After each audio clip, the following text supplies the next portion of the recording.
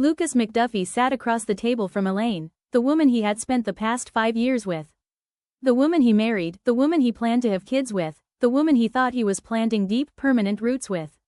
Now, she was the woman he held in pure disdain. With a clinical detachment, he slid a thick manila envelope across the table toward her. Elaine looked at the envelope, then up at him, her expression a mix of puzzlement and hope. Just days ago, she had subtly hinted about wanting to vacation in Santorini, Greece. Lucas knew exactly what was running through her mind. She thought the envelope contained travel arrangements for a romantic Mediterranean getaway. Under any other circumstance, it would have. But not tonight. "What is this, honey?" she asked, a curious, expectant smile gracing her lips. "It's for you," Lucas said, his voice dropping to a cool, level octave. "Open it." She eagerly picked up the envelope and ripped the flap open. Lucas watched her face intently, charting the precise sequence of her features shifting from confusion to recognition, and finally, to complete, unadulterated terror. Instead of a trip to Greece, the envelope disgorged her secrets. The photographs, clear, undeniable surveillance photos of her and another man, Fenton Phillips, to be exact, in a bed at the Village Hotel on the Biltmore Estate in Asheville, North Carolina. The DNA results, paternity tests for her 4-month-old daughter, revealing that Lucas was not the biological father. The divorce papers, accompanied by their signed prenuptial agreement, with a specific clause highlighted in yellow ink detailing that she would walk away with absolutely nothing in the event of infidelity. The severance, a check for $150,000 with a stark note attached. Considering the alternative is $0, this is more than generous. Elaine's hand began to shake violently. She opened her mouth to speak, closed it, opened it again, and stopped. Shutting her eyes tight, she took a ragged, deep breath. "Babe," she began, her voice trembling. Babe, where did you get these from? Why would you do this?" Lucas said nothing. He just sat there, cold, empty, and entirely focused. "Please, let's go home and talk. I can explain. I love you." "Lucas, please, babe," Elaine pleaded, the words slipping out between desperate, quiet sobs. "Your things and your child's things are being removed from my home as we speak," Lucas said, his delivery carrying the terrifying stillness that comes right before a violent storm. "I have leased you an apartment near your mother for the next 6 months. After that, you will have to figure it out." "What? You can't." He cut her off seamlessly. "I can, and I have, Elaine." Her name felt like acid on his tongue. "I have already removed my name from Lily's." He paused, swallowing hard. "Birth certificate." Elaine's eyes widened, her sobs turning audible and sharp. For the first time since he had slid the envelope across the table, Lucas had to avert his gaze. He needed to hide the raw, agonizing pain inflicted by the mere mention of Lily's name. The moment Elaine had first told him she was pregnant, Lucas had thrown himself into fatherhood with a fierce devotion. He had read every baby book available, personally baby-proofed their 3 homes, and hovered over Elaine with the intense determination of a well-trained bodyguard. He had attended every single doctor's visit, held her hand, and provided constant words of encouragement during Lily's birth. Lucas shook himself slightly, a microscopic shudder, as if the memory of Lily were a physical weight he was trying to break free from. "Here are the keys to your place," he said, placing a brass key ring on the table. "Mrs. Clara is waiting for you there with your child. Goodbye, Elaine." He stood up, adjusted his jacket, and walked away without looking back. Behind him, a sound escaped Elaine, a ragged, guttural noise that sounded like a wounded animal. Her fear was violent, loud, and reverberated across the space. Lucas drove back to his estate, hollowed out and forever changed. Gripping the steering wheel, he replayed the exact moment he realized something was fundamentally wrong with his marriage. A hushed, late-night conversation Elaine was having when she thought he was asleep. The next morning, he had quietly instructed Fletcher, his head of security, to tail her. He would never forget the look on Fletcher's face weeks later when he handed Lucas that initial manila envelope.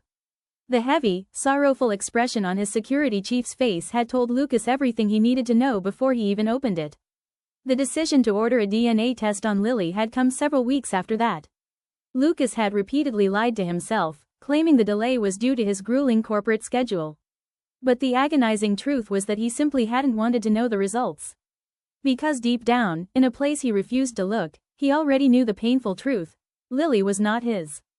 Hot tears threatened to spill over his lashes. Lucas gripped the steering wheel of his Rolls-Royce Sweptail until his hands was numb. Letting out a raw, primal scream, He tore through the isolated back roads of Dallas, Texas, driving like a man desperately trying to outrun his own reality. Lucas McDuffie was what people considered a self-made billionaire, having built a monolithic empire in the oil and electric sectors. He possessed the rare kind of wealth that didn't need to shout or prove itself, it simply existed, heavy and absolute. His name was spoken in high-stakes boardrooms and elite political circles not as a mere footnote, but as a force of nature. He was a man people actively devised complex strategies just to share the same space and breathe the same air with. Physically, Lucas was an imposing presence. He was tall, boasting a rich, cognac-toned complexion, a bald head, and a meticulously groomed beard paired with a thin, sharp mustache. His hazel eyes were remarkably expressive, transitioning effortlessly between a soft, warm brown and a piercing green gold depending entirely on his mood. His life was dictated by an ironclad discipline. He woke up at 4:30 a.m. every single morning to work out. He was deliberate, methodical, and his decisions were always exact and absolute. Having built his empire from nothing, he understood precisely where he came from, and he always showed immense respect when he recognized those same gritty traits in others. But Lucas also operated under a rigid, unyielding philosophy: people must face consequences for their actions. And in his world, ensuring those consequences were met sometimes meant operating outside the boundaries of the law.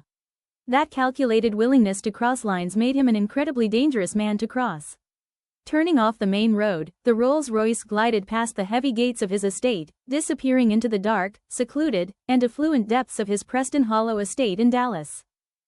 On the other end of town, far removed from the immense wealth and prestige of Preston Hollow, Lorina Diakité sat in the small apartment she shared with two roommates, mentally rehearsing for her first day as an environmental engineer at Voltstream Energy. Now 27, Lorina had arrived in Dallas from the Ivory Coast on an education visa at just 17 years old. She had fallen instantly in love with the city. It was bigger than life, bold, and unapologetic, much like herself. To get to this moment, she had spent years grinding through low-paying engineering tech roles just to get her foot in the door and gain vital industry experience. But today, she was armed with something greater: a master's degree in environmental engineering from the University of Texas at Dallas. As the first in her family to achieve such a monumental feat, Lorina carried the profound weight of her family's hopes and dreams back home in Abidjan. It was a responsibility she understood deeply and accepted proudly. Standing in front of her mirror, Lorina surveyed her reflection. Her 5 feet 8 inches frame was draped in a rich, deep mahogany skin tone, and she reached up to smooth down her shoulder-length curly hair. Looking herself dead in the eye, a flicker of merriment and fierce confidence sparked in her gaze. "Madam, tout peut le faire," she whispered to her reflection. "Madam, you can do this." Taking one last deep breath, she grabbed her briefcase and stepped out the door, ready to conquer the world, starting with Voltstream. It had been 10 months since Lucas's divorce became final, but Elaine wasn't letting go quietly. She had made several desperate attempts to contact him, culminating in a spectacular, unhinged scene at his office. When she showed up that day, she looked like a woman forced to sit with the consequences of her own actions, finally realizing she couldn't withstand the crushing weight of them. Desperate to shift the blame, Elaine made a massive scene. She tried to paint Lucas as a vindictive ex-husband who had heartlessly thrown her and his child out onto the streets. It was the same lie she had been feeding her mother and any mutual friends who would listen, claiming Lucas had been having multiple affairs, and that when she confronted him, he turned on her and threatened to destroy her. The day Elaine stormed the office, Lorina was sitting in the courtyard eating her lunch. The heavy Texas heat reminded her of home, and she was deep in thought, though, for the life of her now, she couldn't remember what she'd been daydreaming about before the commotion started. Suddenly, her moment of peace was shattered by a woman screaming and yelling about everything all at once. Looking at her, Lorina surmised the woman might have been very beautiful in another life, but right now, she was a wreck. Voltstream's security team was quick and efficient. Despite the woman's best efforts, she never even made it inside the building. Guards surrounded her and swiftly carried her off to a big black SUV with heavily tinted windows. While Lorina was still trying to process the chaos she had just witnessed, he appeared. Lorina had been working at Voltstream for 8 months, and in all that time, she had only seen Lucas McDuffie, the company's billionaire CEO, from a distance once. Even from across a crowded room, she had noted that he was a very, very fine man. And she meant very fine. Seeing him from a much closer angle now, she could officially confirm her earlier assessment: the man was indeed gorgeous. Lorina was completely lost in her thoughts about Lucas's fineness when his eyes suddenly shifted and found hers. The heat that rushed up her spine was instantaneous. Startled, she jumped slightly and quickly looked down, suddenly admiring the lines in the concrete sidewalk. When she took a chance and risked looking back up, he was already gone. Just like that, he had vanished, though he'd stayed just long enough to raise the ambient temperature by 10 degrees. To Lorina's absolute surprise, she later found out that the unhinged woman outside was actually Lucas's ex-wife. The revelation completely confused her. Lucas had stood there looking completely unbothered. There was absolutely nothing in his demeanor to suggest that the raw rage coming from a woman who looked like she hadn't slept, eaten, or bathed in days was directed entirely at him. Lorina figured that type of bulletproof calm must be a perk that comes with being a billionaire. Everyday people like her would have tried to find the nearest hole in the ground to crawl into and hide. But she had to admit to herself, laughing silently, that even in the middle of all that chaos, the man was still incredibly fine. It made her wonder then, just as she wondered now, what could have possibly happened to make a woman who clearly once had her stuff together enough to catch the attention of a man like Lucas McDuffie, show up looking like the after picture of a very bad cautionary tale? The annual holiday gala for Voltstream glittered beneath cascading crystal chandeliers and gold-lit garlands draped across the ballroom ceiling. The venue hummed with wealth, ambition, and old power disguised beneath champagne laughter and polished smiles. Executives in tailored tuxedos moved through the crowd while soft jazz poured from the live band stationed near the marble staircase. Carrie leaned close to Lorina as another server passed with trays of sparkling wine. "You're making half the room insecure," Carrie whispered with a grin. Lorina rolled her eyes, though she smiled softly. That was not the assignment tonight. But she knew people were staring. At 5'8", Lorina carried herself with a quiet kind of elegance that demanded attention without asking for it. Her deep mahogany skin glowed beneath the warm candlelight like polished bronze. Her gown hugged every graceful curve before flowing down in sleek black satin with a daring slit that revealed just enough leg to make the look dangerous. The neckline dipped low but remained refined, balanced by diamond drop earrings and long gloves that gave her an almost old Hollywood aura. Her shoulder-length curls had been swept upward into a regal sculpted bun, soft tendrils framing her face. Her makeup was rich and flawless, bronzed cheeks, deep plum lips, and shimmering gold shadow that made her dark eyes hypnotic. Across the ballroom, Lucas saw her. And forgot the conversation happening directly in front of him. Lucas? He barely heard the board member speaking. His hazel eyes locked onto her instantly, the color shifting under the ballroom lights from warm whiskey brown to a sharp green-gold intensity that Fletcher recognized immediately. "Oh no," Fletcher muttered beside him, following his gaze. "You're about to become a problem." Lucas ignored him. Physically, he already dominated any room he entered. Tall and broad-shouldered, Lucas carried himself with the calm confidence of a man used to being obeyed. His cognac-toned complexion looked almost golden beneath the chandeliers. His bald head and precisely groomed beard gave him a striking sharpness, while the thin mustache above his mouth somehow made him look even more dangerous. Tonight he wore a perfectly tailored black tuxedo with satin lapels, a crisp white shirt opened just enough at the collar to feel intentional rather than careless. A diamond watch rested against his wrist, and the deep emerald pocket square tucked into his jacket matched the strange green hidden in his eyes. He looked expensive, powerful, untouchable, and he could not stop staring at her. Lorina felt it before she saw it. Her gaze drifted across the ballroom, and landed directly on him. The breath left her lungs. For a moment the noise around her disappeared completely. He was devastating, not merely handsome, dangerous handsome, the kind of man women warned each other about but secretly wanted one glance from anyway. Carrie followed her stare and nearly choked on her champagne. "Oh my God," she hissed. "That's Lucas. I know who he is," Lorina murmured, unable to look away. And somehow that made it worse. Because the CEO of Voltstream was looking at her like he'd already forgotten every other woman in the room. Fletcher noticed the exchange instantly and smirked. "Well," he muttered to Lucas, "you're staring hard enough to file a harassment complaint." Lucas finally blinked. Quote, later that evening, Lorina slipped outside onto the balcony terrace for air. The stars shined softly beyond the city skyline while distant holiday music filtered through the open doors behind her. She wrapped her arms around herself, inhaling slowly. The cold helped, at least until she heard footsteps behind her. "You disappeared." Her heart jumped. Lucas. Up close he was somehow worse.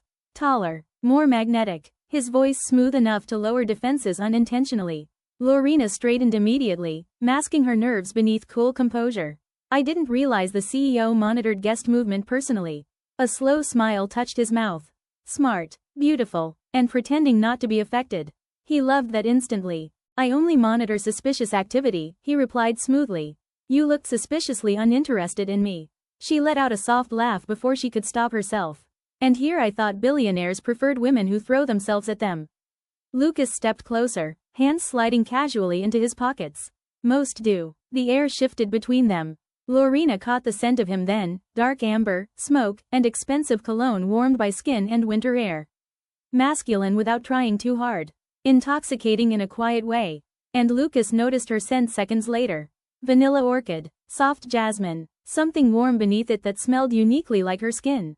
It hit him harder than it should have. You always this confident? She asked carefully. Usually. And tonight? His eyes darkened slightly. Tonight I'm distracted. Her stomach betrayed her with a small flutter. She hated that he noticed. Before either could say another word, heels clicked sharply across the terrace. A tall, expensive woman emerged from the ballroom wearing irritation like perfume. There you are, she said to Lucas, though her eyes immediately narrowed on Lorina. Possessive, assessing, threatened. The woman slipped her hand possessively onto Lucas's arm. We've been looking everywhere for you. Lorina stepped back immediately. There it is, she thought. Reality. Men like Lucas never came uncomplicated. Lucas's expression cooled noticeably, though he remained polite. I'll be inside shortly. The woman barely acknowledged Lorina before steering him partially away, but not before Lucas looked back at her one last time. And that look lingered, long after she walked away. Long after the ballroom ended. Long after the night was over. Back in his home hours later, Lucas loosened his tie and poured himself a drink he never touched. All he could think about was her laugh. Her eyes. The way she challenged him instead of melting for him. He stared out over his balcony and made himself one silent promise. He would get her alone again. Meanwhile, Lorina stood in front of her bathroom mirror slowly removing her earrings while Carrie rambled excitedly from the bed. You had the CEO following you outside, Carrie said for the 10th time. Do you understand how insane that is? Lorina only shook her head softly. Because beneath the excitement was instinct. Men like Lucas changed things. Shifted entire lives without meaning to. And something told her getting close to him would be like stepping into a beautiful storm. The kind a woman never walked away from unchanged. By 11:30 in the morning, the entire 9th floor of Volt Stream was operating under stress levels usually reserved for federal investigations. Because Lucas McDuffie had appeared 3 times already. 3. The first time had sent people scrambling to look productive. The second time had everyone whispering. By the third visit, nervous energy rolled through the department in visible waves. Assistants suddenly walked faster. Managers stood straighter. People clicked aggressively on keyboards pretending they had not spent the last 10 minutes gossiping in private messages. And through all of it, Lorina sat perfectly still at her cubicle. Her posture remained elegant and straight, eyes fixed carefully on the dual monitors in front of her with an almost suspicious amount of concentration. She refused to look around. Refused to acknowledge the disruption orbiting around one very specific man, even if she could feel him approaching before he spoke. Ms. Diakité. His voice rolled through the department like distant thunder. Low, controlled, dangerously smooth. Everything inside her immediately forgot how to function. She looked up calmly despite the fact that her lungs had apparently stopped operating. Lucas stood beside her desk in a charcoal suit so sharply tailored it looked poured onto his body. Today his tie was absent, the top 2 buttons of his black dress shirt undone beneath his coat. The look somehow made him more intimidating instead of less. His hazel eyes held hers with laser precision. You're heading the Arkdale project, correct? A pause. Yes, sir, I am. Around them, silence spread so completely she could hear someone nervously dropping a pen 3 rows over. Good, he said. I want an update in 60 minutes. My office. He started walking away. Relief almost arrived. Then he stopped, turned, and focused directly on her again. Have you had lunch yet? Say yes. Say yes, Lorina. No, sir. Traitor. Okay, good, he said immediately, like her answer had settled something for him. We can discuss things over lunch. Meet me out front. Matter of fact. Decided. Done. Then the man turned and walked away like he had not just detonated an explosive device in the middle of the 9th floor. Lorina stared after him in disbelief. Really? Really? He is going to just walk away like he did not just start a forest fire? Without looking, she knew every single person in the department was staring at her. She could physically feel it. One coworker looked seconds away from passing out. Another mouthed, "What?" Lorina ignored them all with every ounce of dignity she possessed. She grabbed her tablet, stood gracefully, and walked toward the elevators. Though in her mind, God, has this hallway always been this long? Outside the building, Lucas stood beside a sleek black Pagani Huayra looking like wealth had personally designed a human representative. People walking past openly stared. Lorina tried not to. Failed spectacularly. The moment he saw her, he moved around the vehicle and opened the passenger door himself. That should not have affected her. It absolutely did. As she passed him, his cologne wrapped around her instantly, dark amber, smoked cedar, expensive spice. Rich. Filthy rich, she thought immediately. The inside of the car was even more offensive. Cream leather softer than anything she had ever touched. Polished carbon fiber. Quiet luxury so extreme it stopped feeling real. Oh my God. Am I sitting in a Pagani Huayra? Breathe, Lorina. This kind of wealth is obscene. The drive began in silence. Which was honestly best because every few seconds she had to discreetly remind herself not to stare at him. Or hyperventilate. "Thank you for changing your plans at the last minute," Lucas said finally, his deep voice filling the car smoothly. "Well," she replied evenly, "when the CEO of the company employing you says you're going to lunch, your previous plans somehow change." His mouth twitched. "You could have said no." She gave a quick snort before she could stop herself. "You'd already decided I was saying yes." That got his full attention. "How so?" "Because you were halfway to the door when you informed me we were going to lunch. If I actually had a choice, you would have waited for me to answer." Lucas glanced at her slowly. Studying her. "I see," he admitted after a moment. "I didn't realize I was doing that. Most people with your level of status don't," she said honestly. "Why would you? When you're used to entire rooms bending to accommodate you, how could you understand someone might not feel comfortable saying no?" The words surprised even her. But strangely, her nervousness was beginning to shift into something else. Awareness. Because now she was noticing him differently. Not just his face, or his money, or his title, but the man himself. Lucas's fingers flexed once against the steering wheel. Then his voice dropped lower.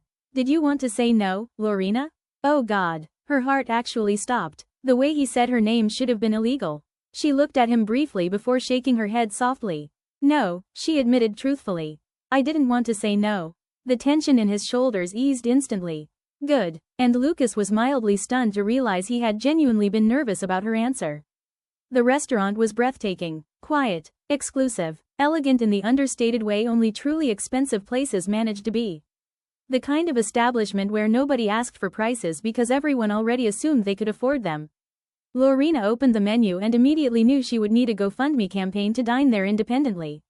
Lucas noticed the tiny shift in her expression and nearly smiled. Conversation should have been awkward. It wasn't, not even a little. Somewhere between appetizers and the main course, the formal edges between them dissolved completely. She told him about home. About what she missed. About taking lower-paying jobs early in her career because she wanted to understand every level of her craft instead of skipping straight to prestige. She mentioned that her dream is to start a foundation that encourage and prepare girls for careers in STEM. She told him she would name it Girl Tech Empowerment Foundation. He smiled at her passion and vowed to himself he would help her make her dream come true. He listened carefully. Actually, listened. Then he told her about sleeping in his car during Voltstream's earliest days. Sneaking into hotel gyms just to shower before investor meetings. Betting everything he had on a company people initially dismissed. And she looked at him differently after that. Not softer, deeper. Both of them recognizing something familiar in the other. Sacrifice. Drive. The refusal to fail. At some point his phone rang. Lucas glanced at the screen with visible annoyance. "I'm sorry," he said quietly before answering. Lorina sat back in her chair while he handled the call several feet away. Then she checked the time. Her eyes widened. 2.5 hours. It had somehow been 2.5 hours. It felt like 20 minutes.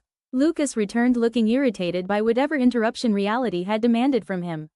"Lorina, I'm sorry about that. Something came up that I need to handle."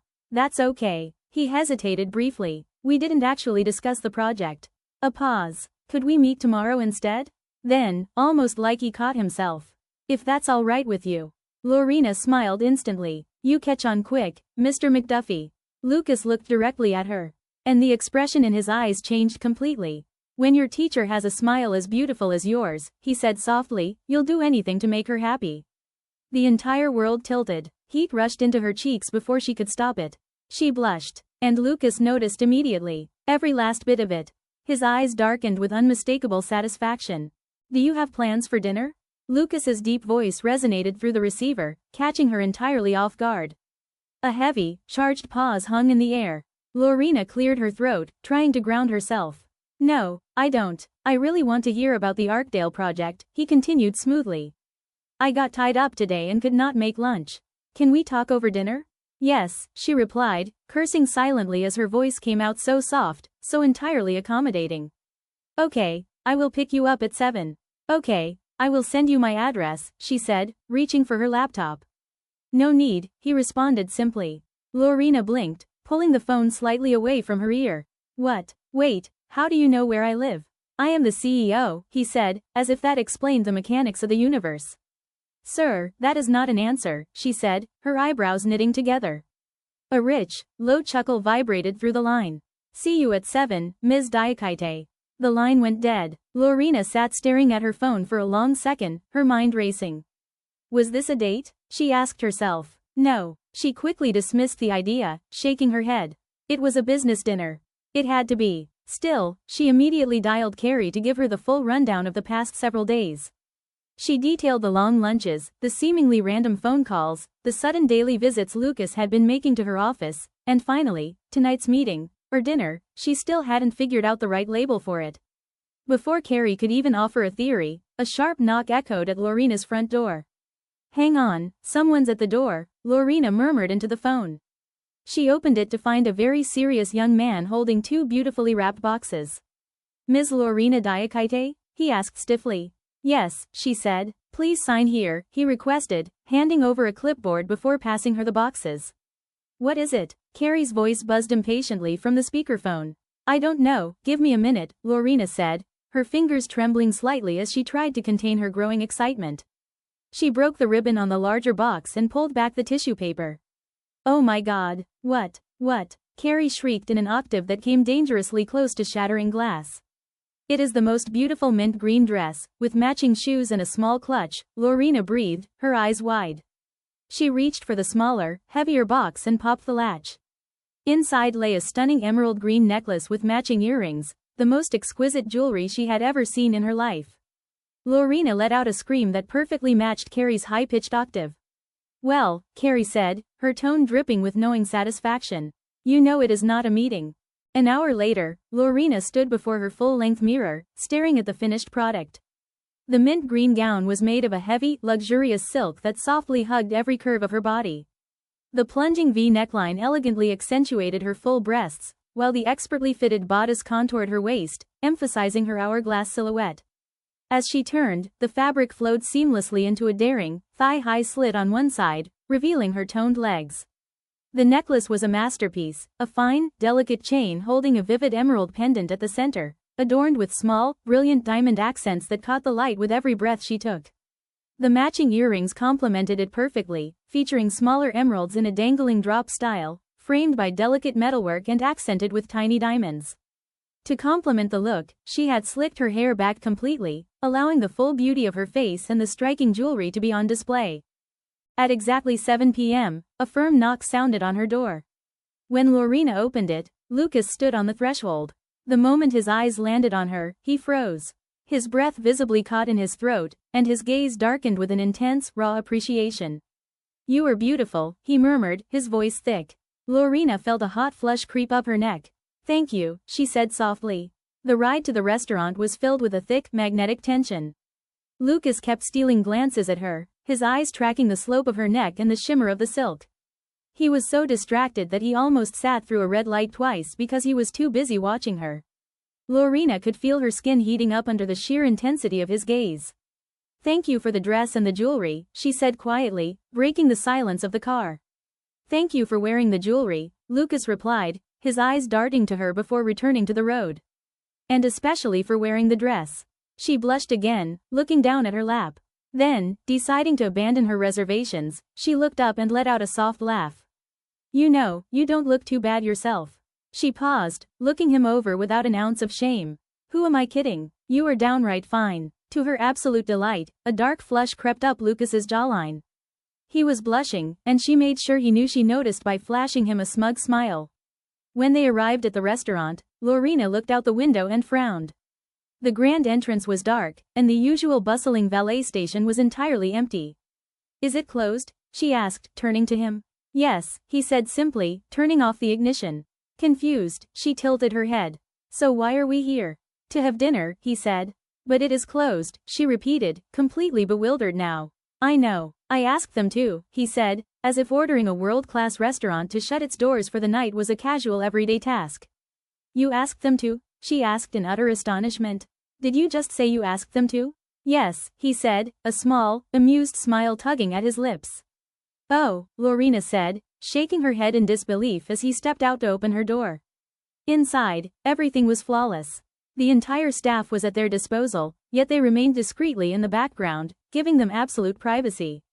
Throughout the meal, Lorina found herself in a constant state of breathless embarrassment, completely undone by the weight of his lingering looks, his heavy compliments, and his occasional, electric touches across the table.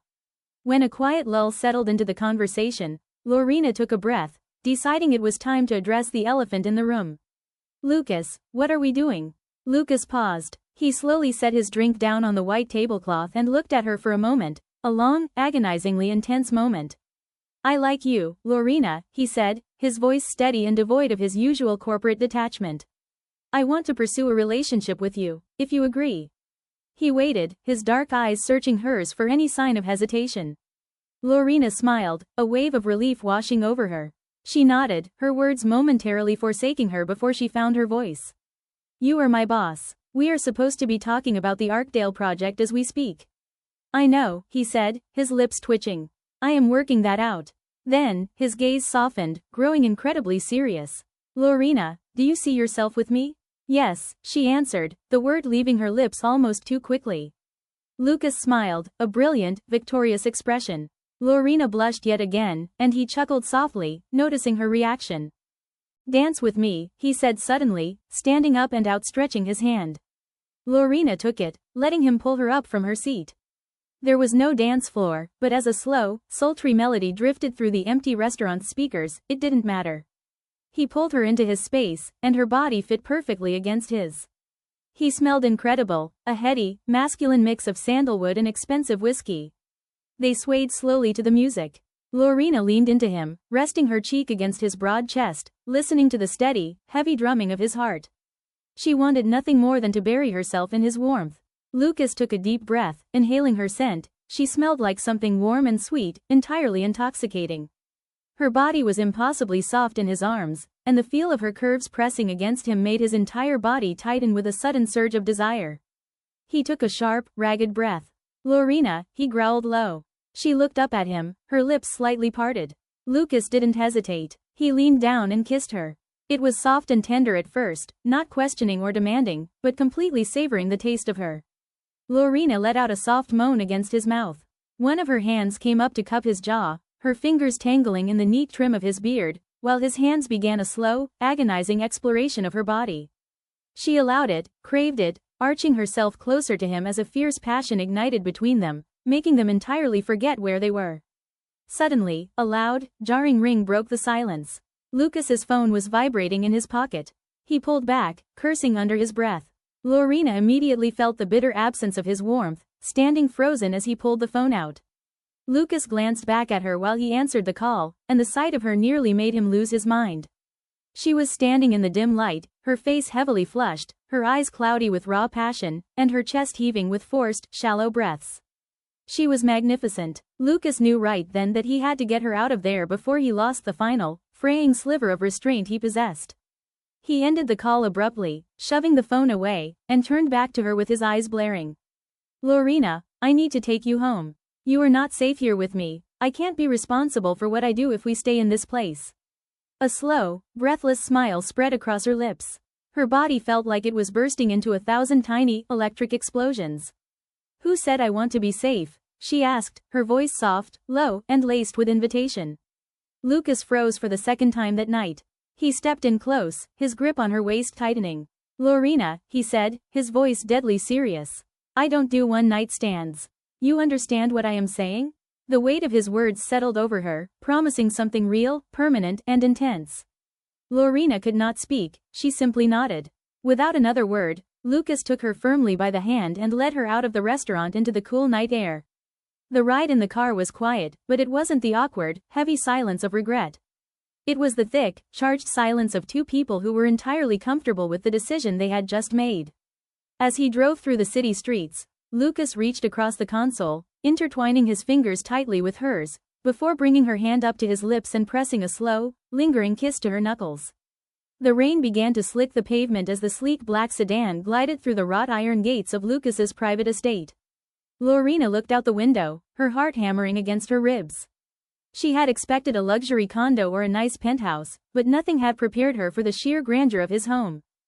The car pulled up to a breathtaking contemporary estate nestled among manicured gardens. Built from a seamless blend of dark slate, limestone, and soaring walls of glass, the house glowed from within like a jewel box against the night sky.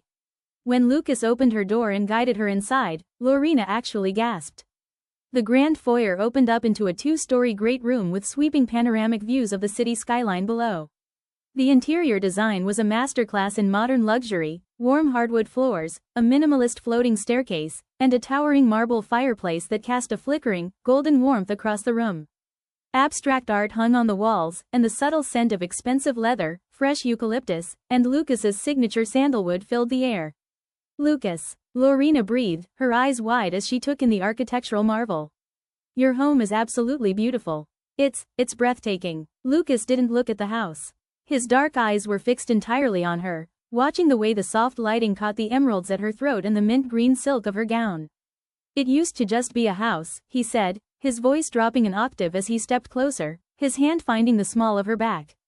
Tonight, with you in it, it's beautiful. The heat of his palm burned through the silk of her dress. Gently, without breaking eye contact, he slid his hand down to intertwine his fingers with hers. He didn't ask, he simply guided her up the floating staircase, his touch steady and reassuring. He led her into the master suite, a sprawling sanctuary that mirrored the elegance of the rest of the house but felt infinitely more intimate. A king-sized bed wrapped in plush, charcoal gray linens sat at the center, flanked by floor-to-ceiling windows that looked out into the quiet night. The lighting here was low and ambient, casting soft shadows across the room. Lucas turned to face her, his hands coming up to gently cup her face. His thumbs traced her cheekbones, his gaze intense but filled with a profound reverence. Ms. Diakité, he murmured, a faint, breathless smile playing on his lips as he used the formal title that had started it all. Yes, she said, hating and loving all at once. How soft, how completely accommodating her voice sounded under his spell. I have wanted you from the moment I saw you in the courtyard, he confessed, his voice thick with emotion. And right now, you are the most beautiful thing in my world. He leaned down and kissed her. It wasn't the hurried, frantic kiss of the restaurant, but a deep, unhurried pouring out of desire. Lorina wrapped her arms around his neck, parting her lips to welcome him completely. With agonizing slowness, Lucas reached for the zipper of her gown. The silk slid down her body like water, pooling at her feet. When he stepped back to look at her, Lorina felt no insecurity, only a fierce, burning pride at the raw hunger and adoration written across his face. He shed his own clothes quickly, his well-chiseled frame tense with the effort of maintaining his restraint. He lifted her effortlessly, carrying her to the bed. The cool sheets contrasted with the scorching heat of their skin. Every touch was an exploration of worship. Lucas used his hands and lips to map every curve of her body, tracing the line of her waist, the slope of her hip, making her arch against him with breathless moans. When he finally came over her, parting her thighs, he paused. He looked down into her cloudy, passionate eyes, pinning her hands to the mattress with fingers intertwined. Look at me, Lorina, he whispered. She focused on him, her breathing ragged. As he slid into her, a perfect, agonizingly beautiful fullness, a soft cry escaped her lips. Their rhythms tangled instantly, slow and deep. Every movement was deliberate, a silent conversation of shifting weight and tangled limbs. The world outside the glass walls faded into nothingness. There was only the steady drumming of his heart against her chest, the slick friction of their skin, and the intoxicating heat of their shared breaths. As the crescendo of their passion built, Lucas buried his face in the crook of her neck, his grip tightening on her hands. The pleasure was so intense it felt sacred, a binding of two souls rather than just a physical act. He rocked against her one last time, a tremor running through his powerful frame as he found his release. Lorina cried out his name, her own body fracturing into a million dazzling stars, her muscles gripping him tightly as she followed him over the edge. They lay tangled together in the aftermath, hearts hammering a frantic rhythm against each other, their skin glowing with a fine sheen of sweat. Lucas shifted his weight, pulling the duvet over them, but he didn't let her go.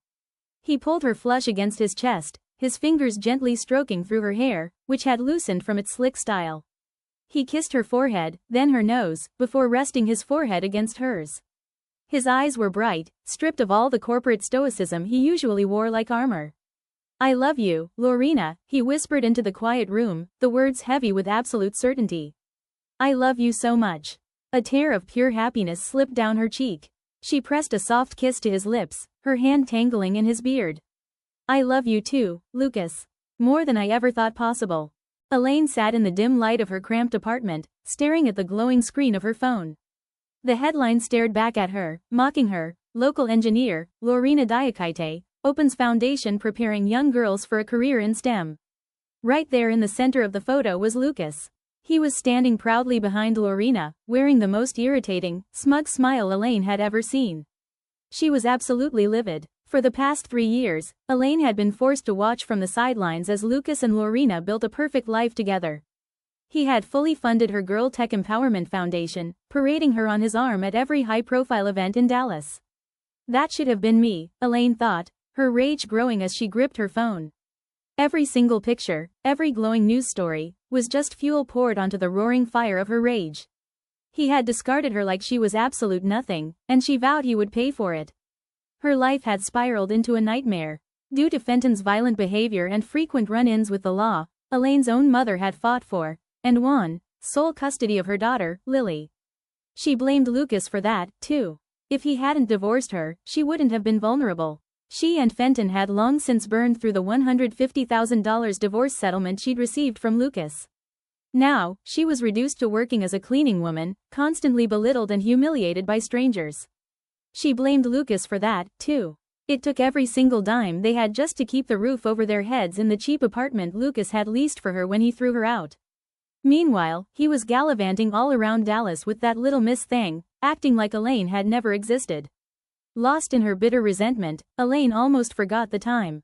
It was nearly 11 a.m. Fenton was getting out of jail today, and she needed to pick him up. "Hi, baby," Fenton said, tossing his meager belongings into the backseat and sliding into the passenger side. "I missed you. You look good, girl." He leaned over, reaching to give her a kiss. "I missed you too," Elaine said, forcing a smile and leaning into his touch. As she drove, Fenton immediately launched into his plans, yet another one of his, "this is the last time, I swear," schemes. Elaine played her part perfectly. She nodded at the right times, spoke up when expected, and pretended to be utterly fascinated, assuring him it was a great idea. She had learned a long time ago that she was never exempt from Fenton's explosive violence. Over the years, she had mastered the art of survival. Agree, appease, and never give him a reason to turn his fists on her. Most days, her strategy worked. Until it didn't. 3 months later, Fenton walked into their cramped, stifling kitchen. "Babe," he said, his voice dropping to a low, dangerous register. "It's time to get what is rightfully yours." Elaine paused, turning slowly from the counter. She asked cautiously, "What are you talking about? That arrogant bastard has erased you from his life like you didn't even matter." Fenton spat, his volume rising as he leaned into a full, volatile rage. "He replaced you. He thinks he did something special because he threw a little $150,000 at you? He owes you 10 times more than that just for putting up with his arrogance and disrespect." Fenton paced the kitchen, his eyes wild with a sudden, dark inspiration. Since he loves his little new woman so much, let's see how much he's willing to pay to get her back. Elaine's breath hitched. "How?" she asked, a dangerous curiosity overriding her fear. "How will we even get close enough to grab her?" Fenton smiled, his greed making him suddenly gleeful. "I've been watching her. She stays late at her foundation most nights. That bastard Lucas shows up there sometimes, but for the most part, she's completely alone. We can take her then, babe. And we are going to get paid." Fenton roughly dragged Lorina into the damp, shadowy interior of the abandoned house. Elaine was waiting. She looked down at Lorina and felt a sharp jolt of adrenaline. Lorina was covered in dark bruises, and fresh blood was leaking from her mouth, her nose, and her left ear. "What happened to her?" Elaine asked, her voice a mix of shock and malice. "She tried to fight me," Fenton said matter-of-factly, wiping a stray drop of blood from his hand. "I had to let her know I was the one in charge, not her." "Make the call." Across town, Lucas walked into his home. A sudden notification chimed on his phone. He unlocked the screen, and the blood in his veins instantly turned to ice. It was a picture. Lorina was on the floor, her hands tied tightly behind her back, a heavy gag stuffed into her mouth. Dark, horrific bruises ringed her neck, her left eye was swollen shut, and blood was running down her nose. The floor felt like it dropped out from beneath him. Lucas reeled backward, leaning heavily against the wall for support, his legs trembling as they fought to hold his weight. Suddenly, his phone began to ring. Unknown number. He answered it immediately but stayed silent, his breath hitching. The voice on the other end didn't waste time, barking out cold, precise demands. $10 million. Small, unmarked bills. We'll give you the location and time. No cops. If you tell anyone, she dies. In the background, a loud, sickening crack echoed through the line. Elaine had slapped her. Lorina tried to yell out a warning to Lucas, but the gag muffled her into a desperate, strangled cry. Then, a second voice came over the line, a voice Lucas recognized instantly. Elaine. A blinding, murderous fury took over Lucas. "I will kill you both," he growled into the receiver. "Not just if you hurt her, or if you lay another hand on her, no. You both die for what you have already done." The line went dead. Lucas didn't hesitate. He immediately called Fletcher, his hands shaking but his mind sharp with adrenaline. He sprinted out the door, briefing Fletcher on the kidnapping and the ransom demands as he ran to his car. On the other end of the line, Fletcher froze in shock for a single second before his own instincts kicked in. "Meet me at the office," Fletcher commanded. Already on the way, Lucas snapped, slamming the car door shut. Back in the abandoned house, Elaine stood over the bound woman, her face twisted in a mask of pure jealousy. "So, you think you can replace me?" Elaine spat. Without warning, Elaine reared back and drove her closed fist straight across Lorina's face. The force of the blow knocked Lorina sideways onto the dirty floor. Grunting through the pain, Lorina fought against her bindings, desperately trying to adjust her body back into an upright position. Elaine didn't let her. Another blow rained down, then another, and another. "Stop," Fenton yelled, stepping in and violently pushing Elaine away. "Do you want to kill her? She's no good to us dead. We don't get paid if she's a corpse." "I don't care," Elaine screamed, completely unhinged, her eyes wild as she glared at Fenton before turning her psychotic gaze back to the floor. "She took my life. She thinks she can just replace me?" She lunged forward again, shouting directly into Lorina's swollen face, "You think you can replace me?" "I said stop," Fenton barked, grabbing Elaine's arm. A dark, sadistic smirk spread across his lips. "After we get paid, you can do whatever you want with her." Lorina lay on the cold floor, willing herself not to cry. She bit the inside of her cheek, desperate not to give these monsters the satisfaction of seeing her break. But she failed. The sheer, overwhelming wave of physical pain, terror, and suffocating anger forced hot tears down her face, despite how hard she willed them to stay put. Sensing her vulnerability, Elaine broke free from Fenton's grip one last time. She pulled back her arm and delivered one more brutal, closed fist strike directly to Lorina's face. In the back of the unmarked surveillance van, the air was thick with the scent of cheap coffee and cold sweat. Lucas stared at the glowing tablet in his lap, his jaw clenched so tightly it ached. "How far?" Lucas growled, his voice a low, dangerous rumble. 2 miles out. Looks like an abandoned industrial sector off the highway, Fletcher replied, adjusting the tactical vest zipped tight over his chest. Beside Fletcher, 5 other men sat in heavy silence. These weren't street thugs, and they weren't cops. They were highly trained private security operatives, ex-military contractors Fletcher had on speed dial for situations that required surgical precision and absolute discretion. Lucas had refused to call the police. The moment he heard Elaine's voice on that ransom call, a cold, final decision had been made. The justice system had let Fenton out of jail early, the legal system will have mercy on Elaine. He will not show them any mercy. He will deal with Fenton and Elaine himself. "We're locking onto the signal," Fletcher said, pointing at a pulsing red dot on the digital grid. The tracking device wasn't in a car or a phone, it was embedded inside the custom-made gold pendant Lorina wore every day. Lucas had commissioned it for her first anniversary as head of the Girl Tech Foundation. It was a beautiful, heavy piece of solid gold, but hidden beneath the engraving was a military-grade microtransmitter. Lorina never took it off. Right now, that necklace was her lifeline. "The signal is stationary," one of the operators announced, checking his rifle. Single-story structure. Abandoned brick residential. High probability of only 2 hostiles inside. Lucas looked up, his eyes entirely hollow, stripped of any mercy. "We go in fast. We go in loud. Secure Lorina. The other 2 belong to me." The van rolled to a halt 100 yards out, its lights blacked out. The night was pitch black, swallowed by a thick Dallas humidity. Lucas and the team slipped through the overgrown weeds of the abandoned lot, moving like shadows toward the dilapidated house. Inside, Elaine was still breathing heavily, her knuckles bruised from striking Lorina. Fenton was counting imaginary stacks of cash aloud, pacing the floor, completely oblivious to the world outside. Crash. The front door didn't just open, it exploded inward under the force of a tactical battering ram. Simultaneously, 2 flashbang grenades detonated in the center of the room with a blinding, deafening bang. "Federal agents, get down," one of the operators shouted, a calculated lie to cause instant, paralyzing panic. Before the smoke could even clear, the 5 operatives flooded the room. Fenton lunged for a rusted handgun on the table, but a non-lethal rubber slug caught him squarely in the sternum, dropping him to his knees, gasping for air. 2 operators tackled him into the dirt, zip-tying his wrists behind his back before he could draw a breath. Elaine screamed, turning to flee toward the back window, but Fletcher intercepted her, grabbing her by the arms and slamming her face first against the graffiti-covered wall.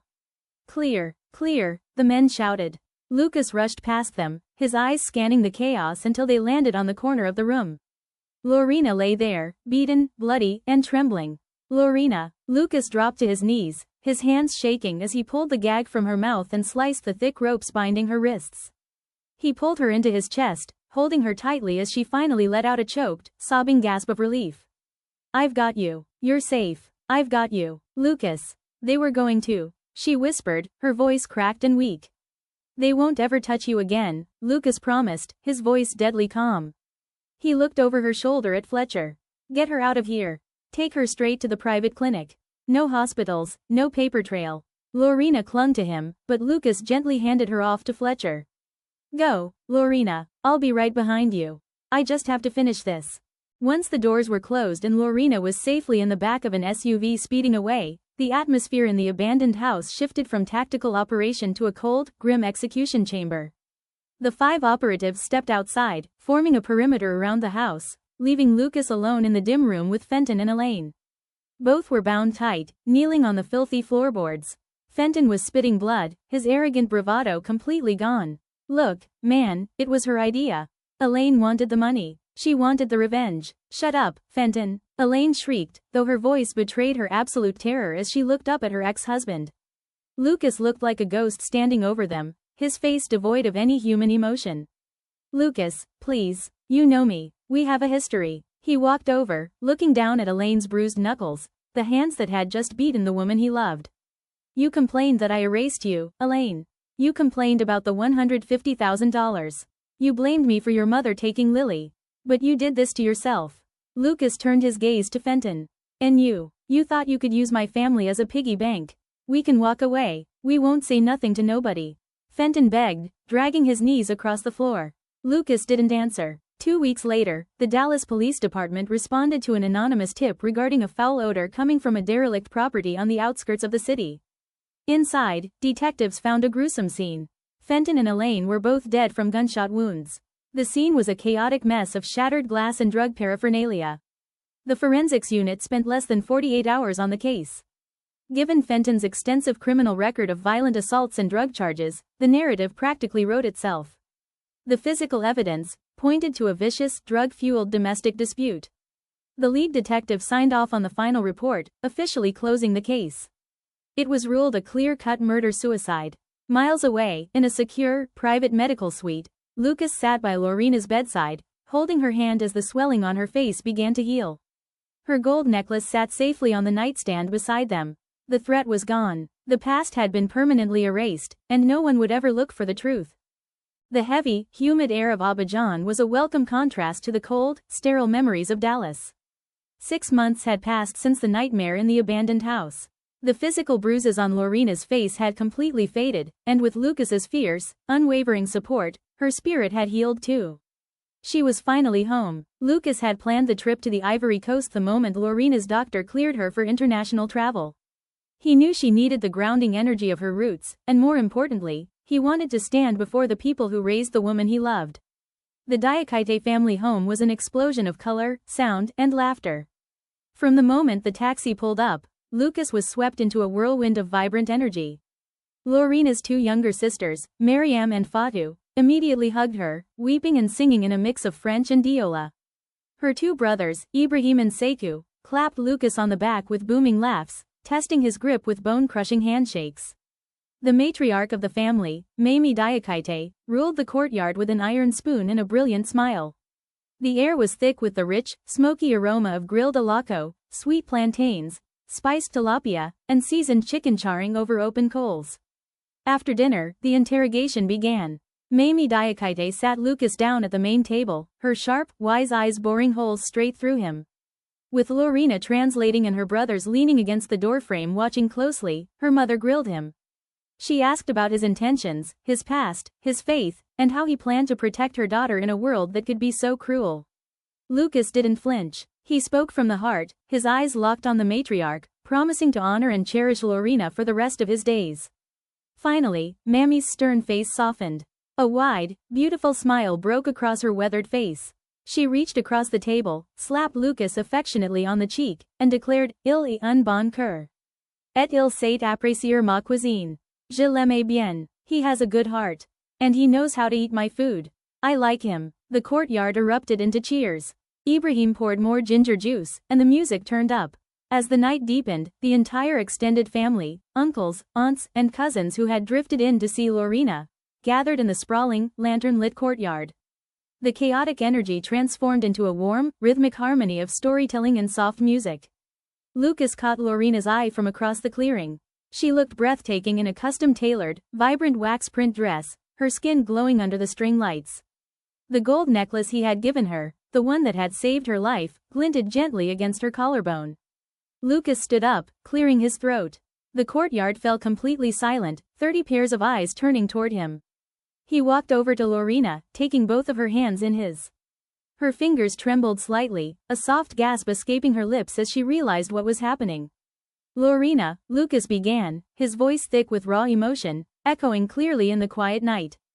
"A few months ago, darkness tried to take you away from me. But your strength, your beautiful spirit, and your love brought you back.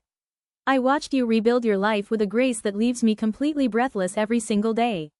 He looked around the circle, making eye contact with her mother, her sisters, and her brothers. "I wanted to bring you home, to the dirt you grew up on, to ask them for permission to hold your hand forever. Because a queen like you could only come from a family as beautiful and powerful as this." Lucas dropped to one knee on the patterned stone floor. The women in the family let out collective, soft gasps of delight. From his jacket, he pulled out a small, velvet box. When he snapped it open, the lanterns caught the stone, and a collective roar of awe rippled through the crowd. It was a flawless, custom-cut 3-carat emerald-shaped diamond, flanked by 2 shimmering baguette diamonds on a band of solid, high-polish rose gold. It was classic, bold, and brilliant, just like Lorina. But the true beauty was hidden on the inside of the band, where Lucas had secretly engraved the coordinates of her childhood home in Abidjan, ensuring she would always carry a piece of her foundation wherever they went. "Lorina Diakité," Lucas said, his eyes shining with tears as he looked up at her. "You are my peace, my heart, and my future. Will you do me the greatest honor of my life? Will you marry me?" For a second, Lorina couldn't speak. She looked at the ring, then at the man who had literally gone through hell to pull her back into the light. Tears of pure, unadulterated joy spilled over her lashes. "Yes," she cried out, her voice ringing through the courtyard.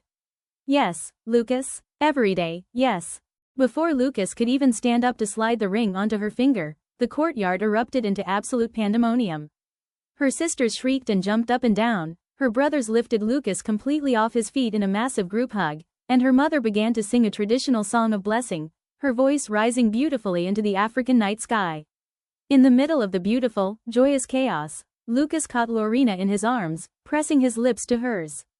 The shadows of Dallas were completely gone, buried under the laughter, love, and light of the family that now bound them together forever. And that brings us to the end of Lucas and Lorina's journey today. Thank you so much for spending your valuable time with me, my cultured pearls. If this story touched your heart, please give it a thumbs up and share it with someone who appreciates the beauty of our blended traditions. Our quest to grow our channel can only be achieved with your incredible support. Every like, share, and subscribe truly means the world to us and allows us to continue bring you these incredible stories of love. Before you go, I want to hear from you. What part of today's narrative resonated with you the most? Drop your thoughts in the comments below, and let me know what part of the world you are joining us from. Until next time, keep celebrating the authenticity of love and heritage. Bye for now.